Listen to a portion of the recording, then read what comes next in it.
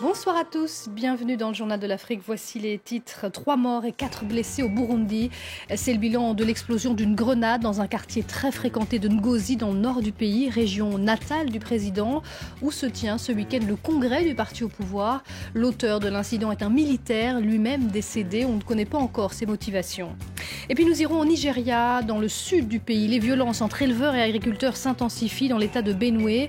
Elles ont déjà fait des milliers de morts en 3 ans. Reportage de notre envoyé spécial qui est allé à la rencontre d'un berger et de fermiers qui vivent tous dans la peur. L'avortement en débat ce mardi au Maroc. Un projet de loi vient d'être adopté par le gouvernement. Il prévoit de légaliser l'avortement sous certaines conditions.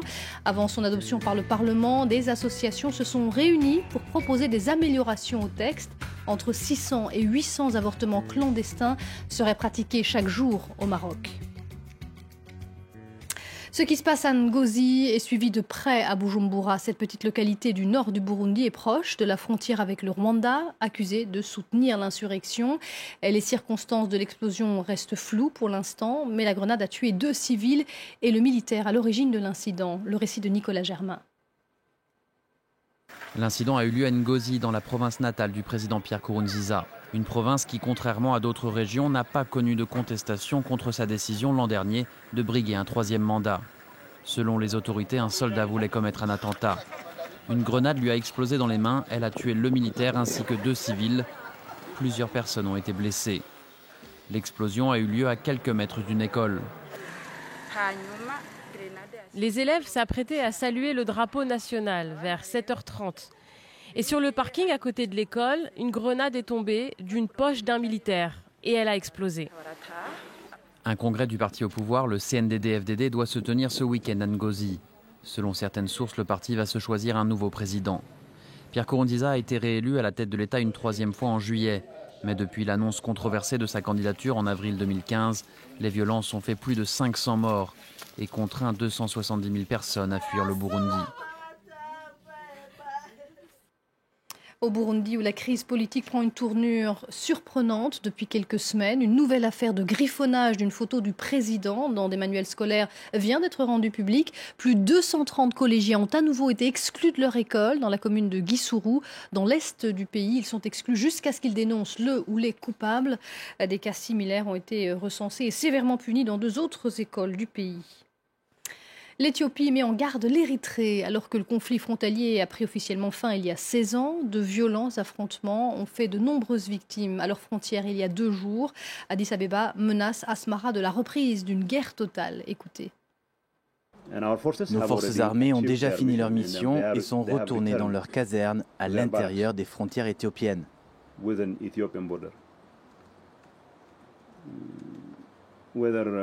Si le régime érythréen décide de se regrouper et essaie de faire quelque chose de stupide, ce sera leur décision, mais ils devront en subir les sombres conséquences.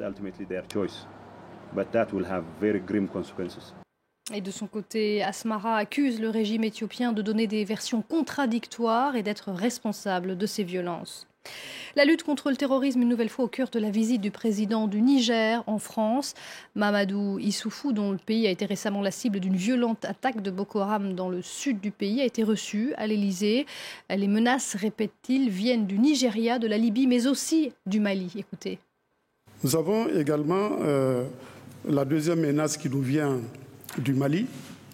C'est vrai qu'il y a eu ces accords de paix entre l'État malien et les mouvements armés. Mais nous sommes face à des difficultés de mise en œuvre de ces accords de paix. Et malheureusement, les mouvements armés, on le constate, ne jouent pas toujours le jeu de la paix, ne jouent pas toujours le jeu de la mise en œuvre des accords de paix. On note même des complicités entre certains de ces mouvements et les terroristes de Acmi, d'Ansardine, Al-Mouraboutine et autres. Mamadou Issoufou, le président du Niger. Au Nigeria, au-delà de la guerre contre Boko Haram, les violences entre bergers-peuls et agriculteurs dans le sud du pays inquiètent les autorités. Les attaques se sont encore multipliées ces dernières semaines dans l'état de Benue. Les conflits pour l'accès aux terres ont déjà fait des milliers de victimes en 3 ans. Notre envoyé spécial Moïse Gomis s'est rendu dans cette région pour comprendre l'origine des tensions. Regardez son reportage. Ces militants sont en colère. Ils veulent limiter la présence de certaines communautés de bergers peuls dans leur région. Kaor Sourma est fermier. Il se sent en danger depuis les récentes attaques autour de lui.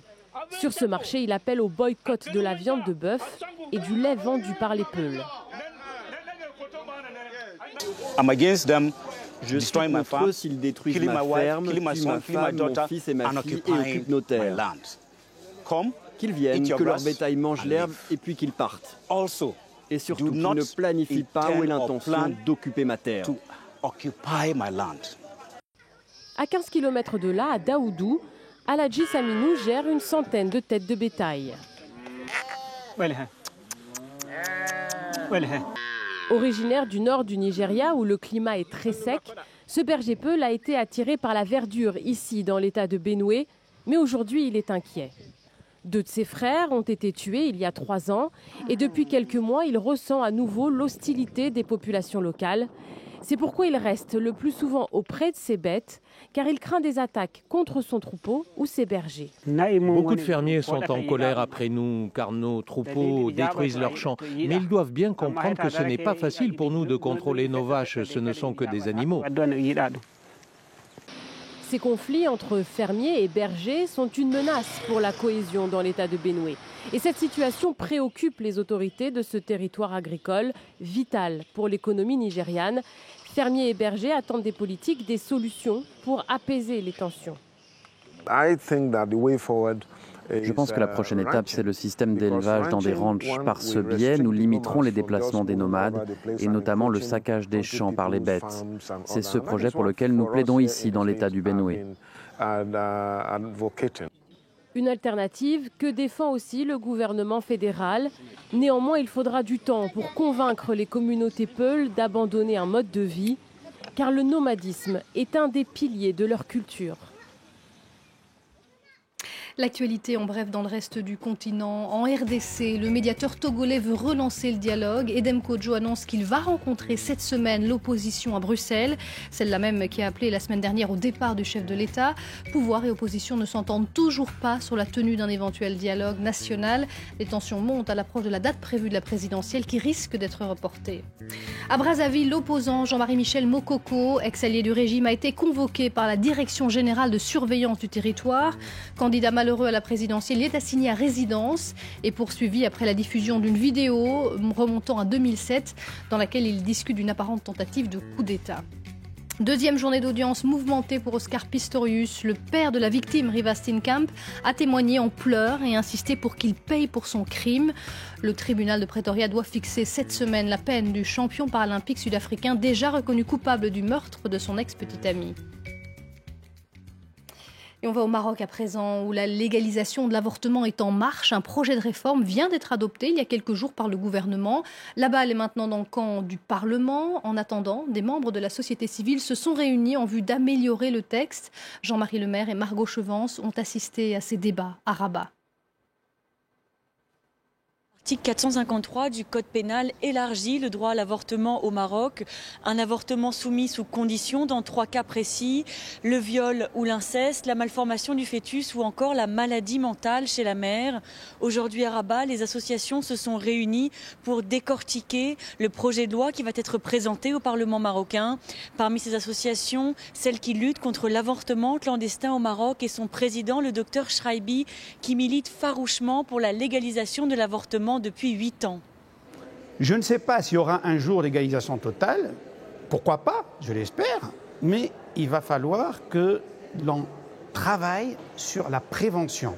Ce projet de loi est certainement d'un très grand apport et c'est une satisfaction et qui prouve, je le dis, qu'il y a une certaine démocratie puisqu'il y a une écoute du gouvernement pour le citoyen.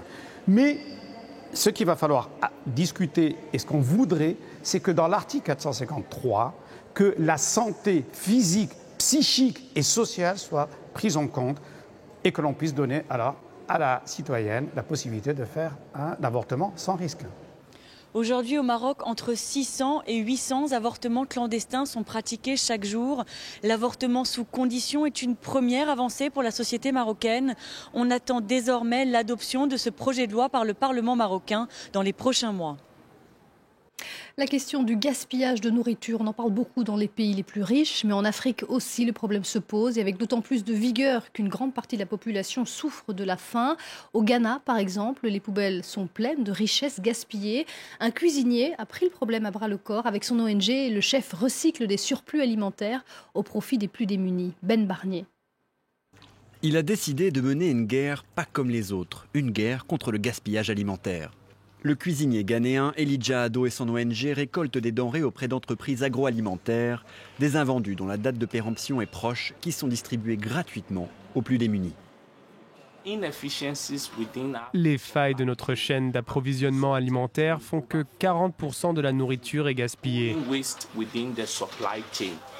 En tant qu'organisation qui gère la première banque alimentaire d'Afrique de l'Ouest au Ghana, à un rythme hebdomadaire, nous récupérons près de 15 000 $ en produits alimentaires qui auraient été gaspillés tout au long de la chaîne d'approvisionnement du Ghana. Parmi les bénéficiaires de cette ONG, de nombreux enfants, notamment les pensionnaires de plusieurs orphelinats de la capitale. Nous expliquons souvent aux enfants comment conserver les aliments, comment faire un bon usage du peu qu'ils ont. Nous expliquons comment faire bon usage de la nourriture qu'ils ont maintenant et en garder pour le lendemain. Ils peuvent également aider les enfants qui ne sont pas privilégiés comme eux. Selon l'ONG, plus d'un quart de la nourriture du pays est gaspillée car elle est jetée juste avant sa date de péremption. Réduire ce gâchis de 15% permettrait de nourrir plus de 7 millions de Ghanéens chaque année. Et c'est la fin de ce journal de l'Afrique. Merci d'avoir suivi. Restez avec nous. L'info continue sur France 24.